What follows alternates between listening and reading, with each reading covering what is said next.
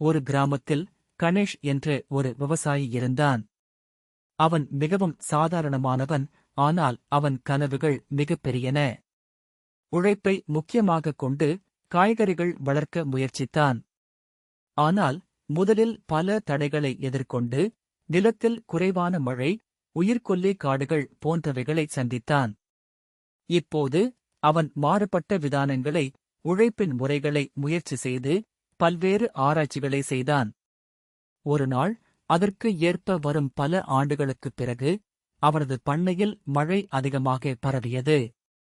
அவன் முளைத்து வந்த விதைகளின் மயிர்முட்டிகள் நிலத்தில் களைப்படுத்தத் தொடங்கின.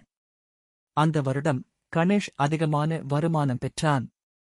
அவன் அறிவியல் ஆராய்ச்சியாளர்களிடம் இருந்து புதிய தொழில்நுட்பங்களைக் கற்று அவரது பண்ணையை மேம்படுத்திக் கொண்டான்.